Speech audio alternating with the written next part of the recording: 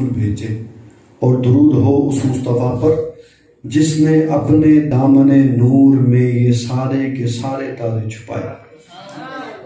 हमद है उस रब की जिसने जन्नत को बनाया और दुरूद हो उस मुस्तफ़ा पर जिसने उस जन्नत को बसाया। हमद है उस रब की जिसने दोज़ख को भड़काया और दुरूद हो उस मुस्तफ़ा पर जिसने उस भड़कते को बुझाया।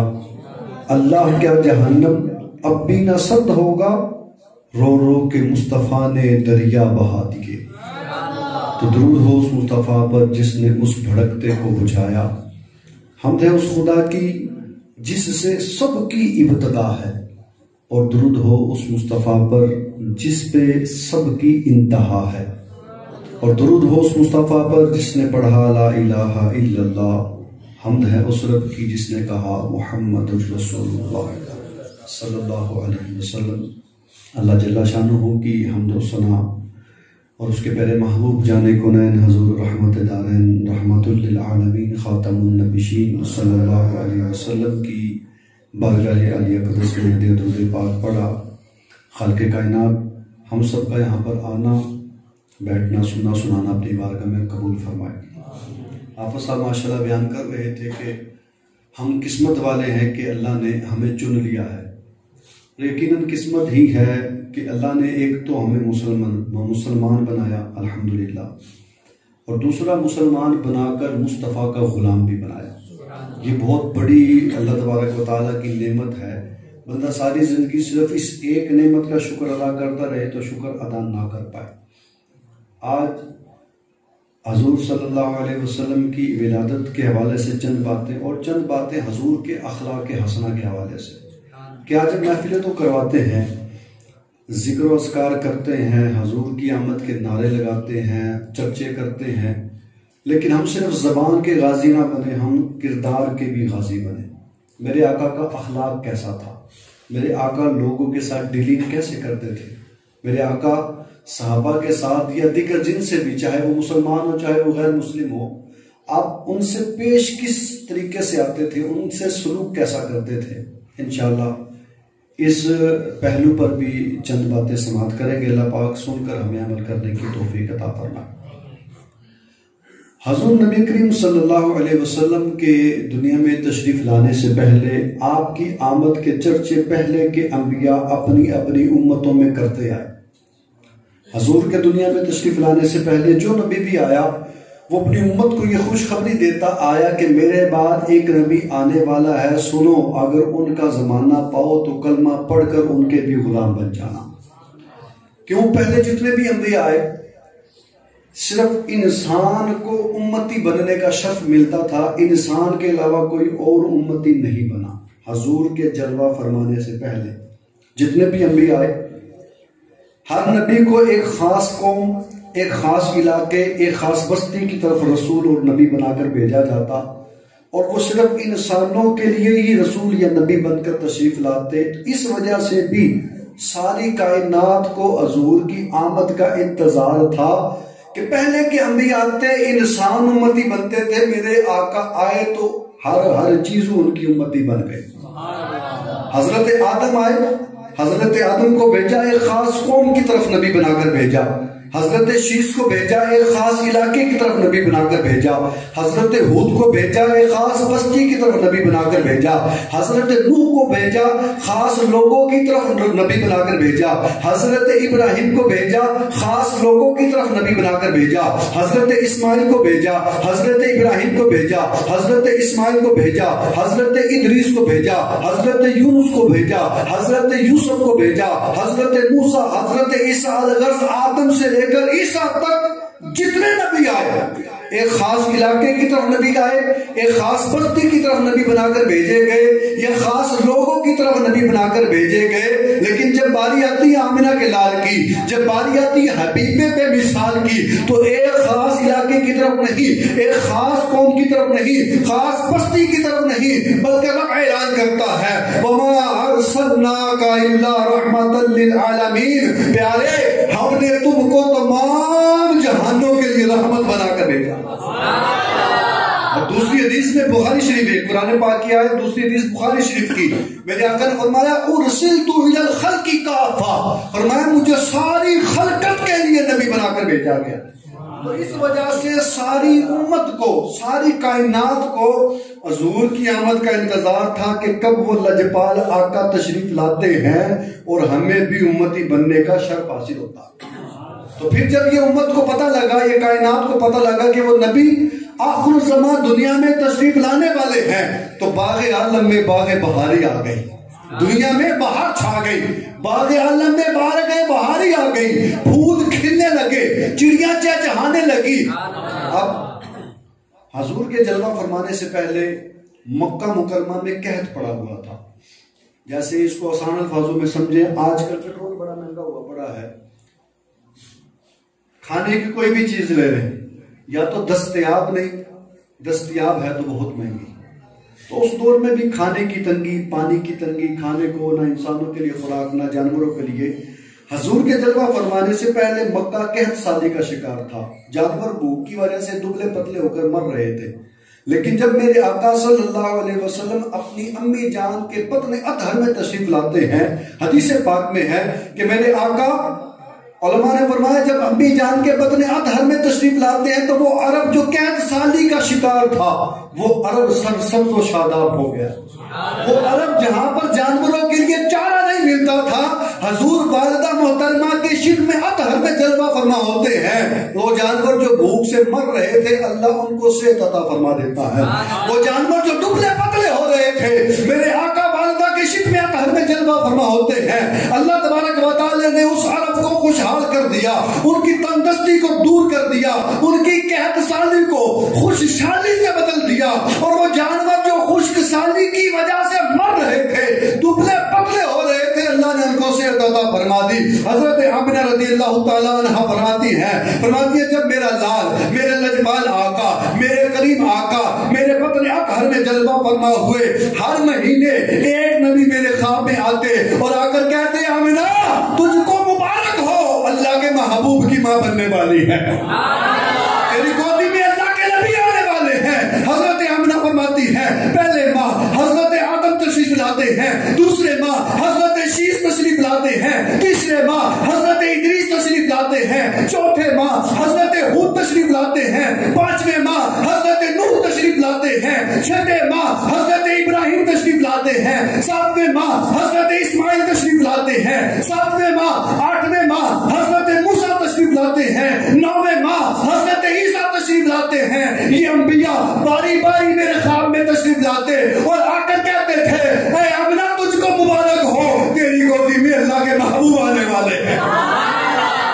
आमिना तुझको मुबारक हो, तेरी गोदी में अल्लाह के महबूब आने वाले हैं। और फरमाती है मैंने एक मंजर देखा, क्या देखती हूँ, आसमान के तारे मेरे घर के करीब आते जा रहे हैं, मेरे घर के करीब आते जा रहे हैं। कहती मैं परेशान हो गई, आज इन तारों को क्या हो गया है, मेरे घर के करीब क्यों आते हैं और यूं लगता है कि घर पर गिर जाएंगे, घर के करीब होते हैं तो सितारों से आवाज आती है आमिना परेशान ना हो, आज तेरी खिदमत में इसलिए आ रहे हैं कि अल्लाह का नबी तेरी गोदी में आने वाला है, अल्लाह का नबी तेरी गोद में आने वाला है। और हजरत आमिना फरमाती है मैंने एक मंजर और देखा, कहती कुंतु अंजुरु इलल मलाइकाती तंजिलु इलैया अफवाजन अफवाजन, कहती है मैंने देखा आसमान से एक नूर मेरे घर की तरफ नीचे आ रहा है, नूर घर के करीब आता गया, करीब आता गया, मैं परेशान हो गई ये नूर किस चीज का है। कहती है फिर नूर से आवाज आई ऐ आमिना परेशान ना हो, हम अल्लाह की नूरानी मखलूक फरिश्ते हैं, तेरे घर पे इसलिए आ रहे हैं कि अल्लाह का नबी तेरी गोदी में जलवा फरमा होने वाला है। शायर कहता है फरिश्तों की सलामी देने वाली वो ये गाती थी, जनाबे आमिना सुनती थी, ये आवाज आती थी सलाम है आमिना के दिल पर ए महबूब सुबहानी, सलाम है फख्रे मौजूदात फख्रे नौए इंसानी। और बात सिर्फ यही नहीं खत्म हुई, कहती मैंने एक मंजर और देखा, एक मंजर और देखा कि जब नबी की आमद का वक्त करीब हुआ ना, नबी की विलादत हुई, फरमाते खरज मिन्नी नूर, मुझसे क्या निकला, मुझसे क्या निकला? नूर। अच्छा, बड़ी मजे की बात, आज लोग इतराज करते हैं जी नबी नूर था के बशर। नबी की अम्मी जान फरमाए मुझसे नूर निकला। नबी का रब फरमाए कज्जाअकुम मिनल्लाहि नूर, मैंने नूर भेजा, मैंने तुम्हारे पास नूर भेजा। हजूर खुद फरमाए रब ने मुझे नूर बनाकर भेजा। साहबी के मुस्तफा नूर, हमारी अम्मी जान हजरत आयशा सिद्दीका फरमाए मेरे शोहर मेरे आका नूर। कैसे नूर के? अंधेरे कमरे में जलवा फरमा हो, गुमी हुई सुई मिल जाए। कैसे नूर? अंधेरे कमरे में जलवा फरमा हो, सुई गुमी हुई मिल जाए। हजरत माई हलीमा फरमाती मेरे नबी नूर। हजूर के साहबा फरमाते मेरे नबी नूर। भेजने वाला कहे मैंने नूर बनाकर भेजा, आने वाला कहता है मैं नूर बनकर आया। जिनके आंगन में बचपन मुस्तफा गुजरे वो कहते मेरे आका नूर थे। जिनके साथ जवानी मुस्तफा गुजरी वो कहते मेरे आका नूर थे। और ऐसे नूर थे कि बातें करती तो पूरा माहौल रोशन हो जाता। ऐसे नूर थे कि बातें करते आपके मुंह से नूर की किरणें निकलती, सारा माहौल रोशन हो जाता। नबी का बचपन जिनके साथ गुजरा वो कहे नूर। नबी की जवानी जिनके साथ गुजरी वो कहे नूर। नबी जिनके साथ घर में जलवा फरमा हो वो कहे नूर। आज तकरीबन 1450 साल गुजरने के बाद एक पागल मौलवी कहे नबी नूर नहीं थे। मैं कहा हम तेरी नहीं मानेंगे, हम मानेंगे वो जो कहा खुदा ने, हम मानेंगे खुदा की, हम मानेंगे मुस्तफा की, हम मानेंगे वो जो कहा खुदा ने, हम मानेंगे वो जो कहा मुस्तफा ने और जिसको नजर किया बरेली के शान है कि तेरी नस्ल पाक में है बच्चा बच्चा नूर का, तू है ने नूर तेरा सब घराना नूर।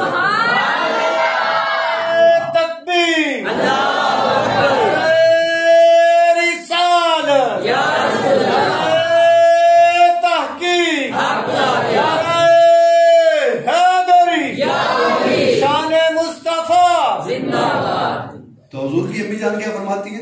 खरजा मिन्नी नूर अदाअत मिन्हु कसूर शाम। कहते मुझसे ऐसा नूर निकला, उस नूर की चमक से मक्के में बैठ कर मैंने शाम के महल्ला देख लिए। अब आप सारे यहाँ बैठे, मैं बताऊं दीवार के, मैं पूछूं दीवार के पीछे बताओ भाई क्या हो रहा है, कोई नहीं बता पाएगा। हालांकि जदीद साइंस का दौर है, इस वक्त कोई नहीं बता पाए, साइंस इस्तेमाल करे तो बता पाएगा। और नबी के नूर की चमक माई हलीमा हजरत आमिना की आंखों पर पड़ी। अल्लाह ने ये कुदरत दी कि बैठकर मक्के से शाम के महल्ला देख लिए। दीवार के पीछे नहीं देखा, शाम के महल्ला, कई दिनों का सफर। मैं कि नबी के नूर की इतनी ताकत है कि उस नूर को हजरत आमिना देखें, उनकी आंखों में इतनी ताकत आए तो खुद नबी की ताकत का अंदाजा लगा। तो कहते मुझसे नूर निकला। क्या निकला जी? नूर। विलादत का वक्त हजरत अब्दुल मुत्तलिब काबे का तवाफ कर रहे हैं, चक्कर लगा रहे, चक्कर लगाते लगाते रुक गए। कहते मैं देख रहा था कि काबा अपनी जगह से उठा, झुका, फिर सीधा हो गया। अब्दुल मुत्तलिब हुजूर के दादा जान कहते मैं चक्कर लगा रहा था, चक्कर लगाते लगाते रुका, मैंने देखा काबा अपनी जगह से उठता है, झुकता है, फिर उठ जाता है, फिर झुकता है, फिर उठ जाता है। मैं परेशान हो गया कि आज काबे को क्या हो गया है, काबे को कोई वजद आ गया है या जमीन पर जलजला आ गया है, मामला क्या है। कहते मैं इसी मामले में गौर फिक्र कर रहा था। फनूदिया मिन अस्तारिल काबा, काबे के पर्दों से आवाज आती है अब्दुल मुत्तलिब परेशान ना हो, मैं काबा आज इसलिए झुक रहा हूं कि मुझ काबे का भी काबा दुनिया में तशरीफ ले आया है, मुझ काबे का भी काबा तशरीफ ले आया। मैं क्या तेरी आमद थी कि बैतुल्लाह मुजरे को झुका, तेरी हैबत थी कि हर बुत थरथरा कर गिर गया, बुत थरथरा कर गिर गया। हम तो आशिक़े रसूल है कि हम थरथरा कर हुजूर का जिक्र ना करें। हुजूर की आमद थी, हजारों साल से आग जल रही थी, बुझने नहीं दी थी, मेरे आका आए, आग बुझ गई। वो जो आतिश कदा जल रहा था, तो जिसकी आने से कुफर के अंधेरे दूर हो गए, इस्लाम का नूर बढ़ गया। हम उस नूरानी आका के गीत क्यों ना गाएं? उन नूरानी आका की आओ खिलाकों को सुनते हैं। अल्लाह तबारक व तआला ने आपको शान कैसी दी। हजरत मूसा कलीमुल्लाह का वाक़या बड़ा मशहूर, आपने अर्ज की रब्बी अरिनी अंजुर इलैक, या अल्लाह अपना जलवा दिखा, मैं तुझे देखना चाहता हूँ। अल्लाह ने फरमाया था मूसा लन तरानी, मूसा तुम नहीं देख सकते। अच्छा मूसा, अल्लाह के अंबिया तो फिर बड़ा शान वाले हैं। हजरत मूसा ने क्या अर्ज की, रब्बी अरिनी अंजुरु इलेका, या अल्लाह अपना आप दिखा, मैं तुझे देखना चाहता हूं। रब ने फरमाया लन तरानी, मूसा तुम नहीं देख सकते। मूसा मूसा के बाद समझ में आ गई, मौला मैं नहीं देख सकता मतलब कोई तो देखेगा। ये नहीं कहा मुझे देखा नहीं जा सकता, ये नहीं कहा मुझे देखा नहीं जा सकता, फरमाया लन तरानी, आज़र का सीगा, मुखातब का सीगा, फरमाया मूसा तुम नहीं देख सकते। अर्ज की मौला ठीक है समझ आ गई बात, मैं नहीं देख सकता, फिर तुझे देखेगा कौन ये तो बता। फरमाया मेरा हबीब मुझे देखेगा, मेरा हबीब देखेगा। मूसा करते मौला अना कलीमु का व मुहम्मद हबीबु का फमन फरका बैनल हबीबी वल करीम, बैनल हबीबी वल कलीम। मौला मैं तेरा करीम हूँ, तू मुझसे बातें करता है, तूने मुझे बातों का शर पता किया, मैं तुझसे हम कलाम होता हूँ, मोहम्मद तेरे हबीब है। जरा ये तो बताना हबीब और कलीम में फर्क क्या है। बोला ना कलीम का वो मोहम्मद हबीब का, मैं तेरा कलीम हूँ और वो महबूब मोहम्मद तेरे हबीब होंगे, इनमें फर्क क्या है। अल्लाह फरमाता मूसा सुन फर्क बताता हूँ। मूसा सुन, तू वादिये तूर पर आता है, वादिये मुकद्दस में आता है, जूते बाहर उतारता है, आकर मुझसे हम कलाम होता है, मेरे दीन की तमन्ना लेकर आता है, मुझसे दीदार का मुतालबा करता है। सुन ले वो मेरा महबूब होगा, उम्मे हानी के घर में आराम कर रहा होगा, 70,000 फरिश्तों की बारात के साथ जिब्रील को भेजूंगा। तुम खुद आते हो, जूते उतार कर आते हो और मुतालबा करते हो, मेरा हबीब सो रहा होगा, 70,000 फरिश्तों की बारात के साथ जिब्रील को भेजूंगा। जिब्रील के काबूरी होंठों से मोहम्मद की तलियां चुमवाकर दना पतदल्ला के मकाम पर बुलाकर अपने महबूब को जलवा दिखाऊंगा। शायद कहता किस्सा है फर्क तारीफ और मतलूब समझे कोई, किस्सा है दूर और मेराज समझे कोई, जलवों से बेहोश जलवों में गुम है कोई, अरे किसको देखा ये मूसा से पूछे कोई, आंख वालों की हिम्मत पर आंख वालों की हिम्मत पे लाखों सलाम। अल्लाह ने ये शान दी, ये शान दी मुस्तफा को। अबू लहब हजूर की बारगाह में जब लोग पढ़ पढ़ कर कलमा आपके गुलाम बनते जा रहे थे ना, ए गुलामी मुस्तफा से रोकने वालों, अल्लाह करे मेरा पैगाम पहुंचे। मुस्तफा का गुलाम बनना बहुत बड़ी सादत की बात है। अगर बिल फर्ज कोई नेकी पल्ले ना भी हुई ना, एक साहबी ने कहा था या रसूलल्लाह क़यामत कब आएगी, आका क़यामत कब आएगी। मेरा करे फरमाया तूने क़यामत की क्या तैयारी की। कहता सोने तैयारी तो कोई भी नहीं की, ना नमाजा पल्ले, ना ज़काता पल्ले, ना रोजे पल्ले, ना नफल पल्ले, ना हज पल्ले। फरमाया फिर क़यामत का पूछता क्यों है, क्या तैयारी की है। आका जी तैयारी कोई नहीं, ना कोई इतनी नमाजें हैं कि मैं फख्र करूं बख्शा जाऊंगा, ना कोई इतने रोजे हैं कि मैं फख्र करूं बख्शा जाऊंगा, ना कोई इतने हज हैं कि मैं फख्र करूं बख्शा जाऊंगा, ना ही कोई नफली इबादत है, ना ही सदका है, ना ही खैरात है, पर या रसूलल्लाह तुहाडे नाल प्यार बड़ा करना, आका आपसे बड़ा ही प्यार है। मैं सुन ले जो जिससे प्यार करता है जन्नत में कल उसके साथ ही होगा। तो हुजूर से मोहब्बत का रिश्ता अगर जुड़ जाए ना, अमल भले पल्ले ना हो, होना चाहिए लेकिन बिल फर्ज अमल पल्ले ना हो, लेकिन रिश्ता पक्का हो तो मेरे आका इंशाअल्लाह दोज़ख में जाने नहीं देंगे इंशाअल्लाह। अल्लाह पाक हुजूर की सच्ची मोहब्बत नसीब फरमाए। तो अबू लहब हुजूर का जब लोग कलमा पढ़ पढ़ के मुसलमान होते गए, गुलामी इख्तियार करते गए, आज के दौर में समझो जैसे चौधरी साहब होते हैं ना पिंड में, जिनकी पूरी पिंड सुनते, पूरे पिंड वाला हो गया चौधरी साहब का हुक्म है ना होन नहीं मोड़ना, चौधरी और जेड़ा अखिया उनका काम यही होएगा। तो उस वक्त शख्स था कि हबीबी यमनी, लोग इसकी बातें बड़ी मानते थे। अबू लहब ने कहा, इसको हुरुका लिखकर भेजा कि मक्के आओ, लोग अपने अबाओ अजदाद का मजहब छोड़कर इसका कलमा पढ़ के मुसलमान हो जा रहे हैं, इनको आगे समझाओ। कहता जी ठीक है, उन्हें आए, यमन से सफर करके मक्के पहुंचा, अबू लहब से मिला, कहा अबू लहब से कि बातचीत तो बाद में करेंगे, पहले वो नबी जिनके बारे में तुम कहते हो कि वो जादूगर हैं, जिनके बारे में तुम कहते हो कि वो जादू करते हैं, पहले मैंने उनसे मिलना है, फिर कोई अगली बात। हाँ साहब पहले उनसे मिलना है, फिर अगली बात। अबू लहब के जुमले बड़े मजे के अगले। अभी भाई अपनी आकर कहने लगा भी पहले जिनके बारे में तुम कहते हो कि वो जादूगर हैं, पहले उनसे मुलाकात होगी फिर अगली बात। अबू लहब कहता ना जे उन्होंने मिलने गया तो साढ़े कोलो तो गया, अगर उनसे मिलने गया तो हमसे गया। तो कहने लगा नहीं मैं बात ही ऐसी लाया हूं, मैं कायल नहीं हो सकता। कहा जी ठीक है, मुलाकात अरेंज हुई, बैठक हुई, मुस्तफा की बारगाह में गए। कहने लगे मुस्तफा रहमत सल्लल्लाहु अलैहि वसल्लम ने फरमाया हाँ बताओ कैसे आना हुआ। कहने लगे ये लोग आप अपने आप को अल्लाह का नबी कहते हो और जो लोग आप पर ईमान नहीं लेते वो आपको जादूगर कहते हैं। मुझे पता है जादू जमीन पर चलता है, आसमान पर नहीं चलता। सच्चे नबी हो तो चांद के 2 टुकड़े करके दिखाओ। मेरे हुजूर ने उंगली उठाई, वो चांद तो मचल गया ना जो चांद बचपन में मुस्तफा को लोरियां दे देकर सुलाता था।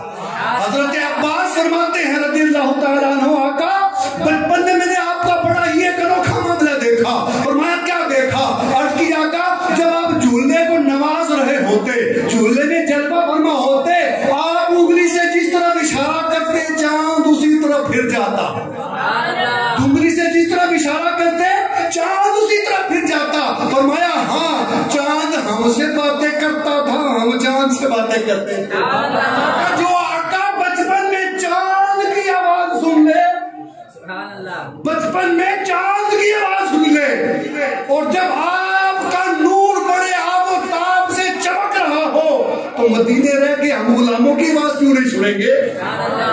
मदीने रह के मेरे आका ने फरमाया मैं उस वक्त भी चांद की आवाज को सुनता था जब चांद अल्लाह के अर्श के नीचे जाके सजदा करता था। सजदे की आवाज हुजूर सुनते थे, किसकी? चांद के सजदे की। असि नमाज पढ़े नाल वाले बंदे की तस्बीह नहीं सुनाई देती। तो हजरत अब्बास ने अर्ज किया आका जिधर इशारा करते चांद उधर मुड़ जाता। फरमाया हाँ वो हमसे बातें करता था, हम उनसे बातें करते थे, वो हमें रोने नहीं देता था। सैयदी आला हजरत लिखते हैं खेलते थे चांद से बचपन में आका, इसलिए ये सरापा नूर थे, वो था खिलौना नूर का, वो था खिलौना नूर का। तो अभी भी यमनी कहता है अगर आप अल्लाह के सच्चे रसूल हो तो इशारा करके चांद तोड़ के दिखाइए। जमीन पर जादू चल सकता है, आसमान पर नहीं चल सकता। मेरे आका ने उंगली उठाई, चांद ने अपना कलेजा चीर लिया, कलेजा चीर लिया। मेरे आका ने फरमाया अभी गवाह हो जा, और फरमाया सुन ले तू जब घर से चला था तो यह सोच कर लाया था अल्लाह के नबी होगा तो एक मुतालबा करूंगा, दूसरी बात बताऊंगा नहीं, नबी के सिवा जानेगा कोई नहीं, पहचानेगा कोई नहीं, करेगा कोई नहीं। फरमाया सुन ले तू घर से नहीं मिला था, दिल में ये तमन्ना लेकर आया था अगर सच्चे नबी हुए मेरी एक बेटी बीमार है, हाथ उसके ठीक कोई नहीं, हाथों से माजूर है, पाँव से माजूर है, चला नहीं जाता, आंखों का नूर कोई नहीं, अगर अल्लाह के सच्चे नबी हुए दुआ करवाऊंगा अल्लाह सेहत देगा। फरमाया जा तेरी बच्ची को भी सेहत दे दी गई, जा तेरी बेटी को भी सेहत। मामला हुआ गुलाम बने, कलमा पढ़ा, मुस्तफा रहमत सल्लल्लाहु अलैहि वसल्लम की खिदमत से वापस घर तशरीफ लाए। दस्तक दी दरवाजे पर, एक बच्ची ने दरवाजा खोला, बड़ी खूबसूरत बच्ची, बड़ी प्यारी बच्ची। अपनी बीवी को कहता है एक किनारी कुड़ी है, बंदा जाए ना अचानक सामने कोई अनदेखा चेहरा आ जाए, कहता एक किनारी कुड़ी है। बीवी कहती बड़ा अजीब है, अपनी ही कुड़ी नहीं पहचानना। और जब गया था तब तो बेचारी बीमार थी, आंखें खराब थी, हाथ भी खराब थे, पाँव भी, चला नहीं जाता था, चेहरे के ऊपर भी बीमारियों के आसार थे। लेकिन जब वापस आया तो कैसे पहचानता, हालत ही बदल चुकी थी, कैसे पहचानता? तो कहने लगा कि ना थी कुड़ी। बीवी कहती अपनी बेटी को नहीं पहचानता। बेटी पूछती अम्मी जी है कौन ने? अम्मी कहती है तेरे अब्बा जान ने। अच्छा, भाग के चिमट जाती है अब्बा जी को, अब्बा जी को चिमट जाती है। अब्बा जी बच्ची को बड़ी खूब बड़े हैरत से देख रहा था, कभी हाथ देखता, कभी पाँव, कभी चेहरा। अब बच्ची ने बाप की तवज्जो को हटाते हुए कहा अब्बा जी मैं आपसे ज्यादा खुश नसीब हूँ। कहने लगा कैसे? बच्ची कहने लगी बाबा मैं तुमसे ज्यादा खुश नसीब हूँ। कहने लगा कैसे? कहा तुम गए मक्के, मुआवजे तलब किए, मुआवजे देख कर मुसलमान हुए और उस मक्के वाले ने मुझे यहीं आकर कलमा पढ़ा दिया। कहने लगा कैसे? कहा उस रात जब जान तो टुकड़े हुआ था ना, आंखों का नूर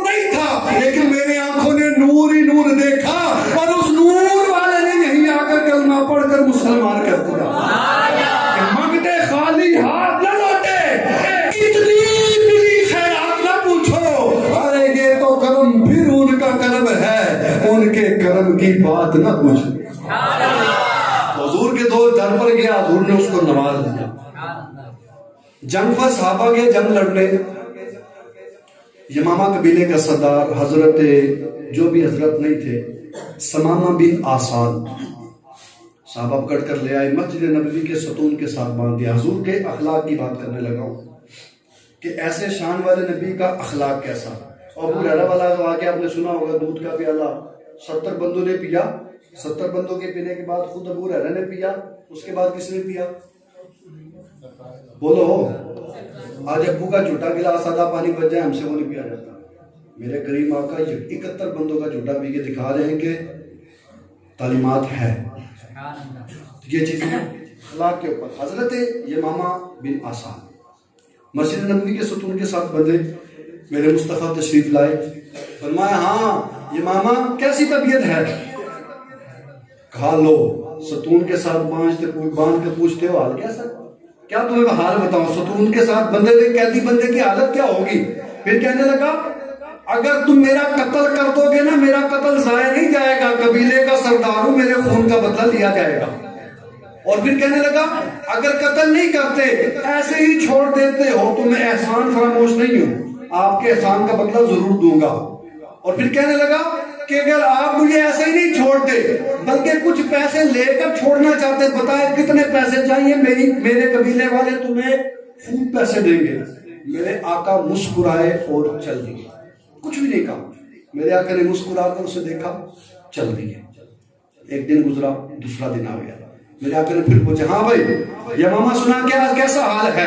इसने फिर वही बात दोहराई कि अगर आप मेरा कत्ल कर दोगे, मुझे मेरा खून कर दोगे, खून रायगा नहीं जाएगा, मेरे खून का बदला लिया जाएगा। और अगर मुझे ऐसे ही आजाद कर दोगे तो मैं एहसान फरामोश नहीं हूं। और फरमाया अगर पैसे लेना चाहते तो बताओ कितने पैसे चाहिए, मैं पैसे देने के लिए तैयार हूं। मेरे आका फिर मुस्कुराए और चले गए, कुछ भी नहीं कहा, सिर्फ मुस्कुराए। बाज़ औक़ात बंदे के अल्फाज कमाल नहीं करते, उसके अखलाक, उसके चेहरे के खतो खाल भी कमाल करते हैं। कई बार बंदा सिर्फ मुस्कुरा के देखे ना अगले बंदे को, शायद मुस्कुराहट वो काम कर जाए जो उसके अल्फाज काम न करे। दूसरा दिन गुजर गया, तीसरा दिन आया, मेरे आका ने फिर पूछा हाँ भाई यमामा बताओ कैसे हो? इसने फिर यही 3 बातें दोहराई। साहबा जो यमामा के खून के प्यासे बने खड़े थे, बस रसूलुल्लाह के इशारे की देर थी कि वो इसकी तौन उतार देते, सर तन से जुदा कर देते। मेरे आका ने फरमाया साहबा यमामा की रस्सियां खोल दो, यमामा की रस्सियां। अब फरमाया जा तू आजाद। जब साहबा इसको पकड़ कर लाए थे कि मस्जिद नबवी में आता नहीं था, अब आजाद कर दिया तो मस्जिद नबवी से जाता नहीं। ये जितनी तेजी से बाहर कदम रखता उतनी तेजी से दिल अंदर की जानिब लपकता। बाल गया बाहर, करीबी किसी बागीचे में जाकर गुस्ल किया, पाक साहब हुआ, मुस्तफा की बारगाह में आ गया। आका ने फरमाया हमने तो आजाद कर दिया, अब क्या करने आया है? हमने तो छोड़ दिया। कहा कैदी करके कहते हो कि हमने छोड़ दिया है, अपनी जुल्फों का ऐसा तूने असीर कर लिया है कि अब मैं जाना तो चाहता हूं पर मेरा दिल जा नहीं रहा। आका आपका कलमा पढ़कर आपका गुलाम बन गया, मुसलमान हुआ। फिर कहता है या रसूलुल्लाह सल्लल्लाहु अलैहि वसल्लम ईमान लाने से पहले सबसे बुरा चेहरा मुझे आपका लगता था, लेकिन अब आपका गुलाम बन गया, सारी कायनात में सबसे हसीन मुझे आप लगते हैं। आका ईमान लाने से पहले सबसे बुरा शहर मक्का लगता था, अब मक्के से बढ़कर शहर कोई भी मुझे अजीज नहीं है। ये सब किस चीज की बरकत थी? अखलाके मुस्तफा की। फिर हजरत ज़ैद बिन साना रज़ियल्लाहु ताला अन्हु यहूदियों के बहुत बड़े आलिम, हुजूर के अखलाक की बात है, अल्लाह करे इन अखलाक को सुन के हम अखलाक अपनाएं। हम छोटे बच्चों पर कोई शफकत नहीं करते और शफकत ना करने के बाद हम कहते हैं छोटा बच्चा हमारा एहतराम करे। भाई जब तुम शफकत का हाथ ही नहीं रखोगे छोटा बच्चा एहतराम कैसे करेगा? अगर घर पे काम करने वाला है या काम करने वाली है उसको हम गुलाम से भी बदतर रखते हैं। उसे थोड़ी सी गलती हो जाए तब पता लगता है कि सेठ साहब कितने अखलाक वाले हैं। मिसाल के तौर पर घर का बर्तन टूट जाए उस वक्त अखलाक पता लगता है। एक बंदा गुजरा था, वो ऐसा बंदा था कि हर तरह की जुबान बोलता था, हर तरह की, और उसने चैलेंज कर रखा था, कहा मेरी हकीकी जुबान जो है जो बंदा पहचानेगा मैं उसे इनाम दूंगा। हर बंदे ने जी तोड़ कोशिश कर ली पर उसकी हकीकी बोली कोई नहीं जान सका। एक जट बंदा उठा और कहा जी मैं पता करना उस दिन असली बोली क्या है। ये चीज हमारे अंदर है और मैं ये बात इसलिए बयान कर रहा हूँ कि इस चीज को अपने अंदर से हम खत्म करें। कहता जी मैं एक औखा काम है। वो सुबह सवेरे जनाब जब उन हजरत साहब ने घर से बाहर निकलना था ना उससे पहले ही उसके दरवाजे के पीछे खड़ा हो गया। जब वो बाहर आया उन्हें ले आकर थोड़ा ठुड्डा मारे वो पे आगे। अब उसने अपनी असली जबान उसको आके बुरा भला कहना शुरू किया। कहा हजरत साहब ये तो असली बोली है। तो असल बंदे का पता गुस्से में ही चलता है, नरमी और मोहब्बत में सब कुछ हो जाता है। तो आपके तहत जो भी है ना अखलाक मुस्तफा का सदका हजूर आज मांग कर जाए कि रब हमारे भी अखलाक को सुथरा करे। ज़ैद बिन साना कहते हैं हजूर से कुछ खजूरें खरीदी इन्होंने और अभी खजूरें देने में 2 या 3 दिन बाकी थे। आखिरी वाक़या फिर इंशाल्लाह बयान को कंप्लीट करते हैं, खत्म करते हैं। 2 या 3 दिन बाकी थे। 2-3 दिन पहले ही हजूर के दामन को आकर मस्जिद नबी में पकड़ा। कहा मोहम्मद अब्दुल मुत्तलिब की औलाद ऐसी ही है कि लोगों से लेन देन में टालम टोल से काम लेती है, देर करती है, अपने वक्त पर नहीं देते। साथ ही उमर फारूक आजम खड़े थे। उमर फारूक आजम कहते हैं कि तू क्या कहता है, मुस्तफा की गुस्ताखी करता है। मुस्तफा के अदब का लिहाज ना होता मैं अभी तेरी गर्दन तेरे तन से जुदा कर देता। मेरे आका ने फरमाया उमर क्या कहते हो, चाहिए तो ये था। अखलाक देखे मेरे आका का कि अभी सौदा होने में 3 दिन बाकी थे। 3 दिन पहले आकी को बदतमीजी कर रहा है। बदतमीजी का जवाब मेरे आका ने कैसे दिया, फरमाया उमर चाहिए तो ये था कि तुम मुझे भी कहते हैं कि या रसूल अल्लाह इसका हक अदा कर दीजिए, और इसको भी कहते हैं कि हक ऐसे नहीं ऐसे तलब करते हैं, और बजाय इसके तुम गुस्सा कर रहे हो। हजरत उमर फारूक आजम को मेरे आका ने फरमाया इसको इसके हिस्से की खजूरें भी दो और कुछ ज्यादा हिस्सा भी दे दो। फरमाया जी अर्ज की ठीक है, खजूरें दी और कुछ ज्यादा हिस्सा भी दिया। अब ज़ैद बिन साना कहते मुझे मेरे हिस्से से ज्यादा खजूरें क्यों दे रहे हो। तो हजरत उमर ने कहा मेरे लजपाल आका ने फरमाया मैंने वो जो तुझे गुस्से में अल्फाज कहे थे ना उनकी वजह से मैं तुझे इजाफी खजूर हजूर के फरमान पर दे रहा। कहा उमर तुम मुझे जानते हो? मैं नहीं जानता। कहा मैं यहूदियों का वो आलिम ज़ैद बिन साना हूँ। फरमाया फिर तूने मुस्तफा से ऐसी गुस्ताखी कैसे कर ली? कहा मैंने मुस्तफा के अंदर पाए जाने वाली जितनी भी नबुव्वत की अलामतें थी ना सारी देख ली, 2 बाकी रह गई थी, उनको देखना बाकी था। उनमें से एक ये थी कि इन पर इनके साथ जितनी जहालत से पेश आओगे इनका हिल्म और इनका सब्र उतना ज्यादा बढ़ता चला जाएगा। आज मैंने वो 2 निशानियां भी देख ली हैं और मैं तुम्हें गवाह बनाकर कहता हूं कि मैं अल्लाह के रब होने, इस्लाम दीन के इस्लाम होने और मोहम्मद के रसूल होने पर राजी हूं। और उमर गवाह हो जाओ, अल्लाह ने मुझे बड़ी दौलत दे रखी है, मैंने अपनी कुल दौलत का आधा हिस्सा मुसलमानों के नबी की उम्मत पर कुर्बान कर दिया।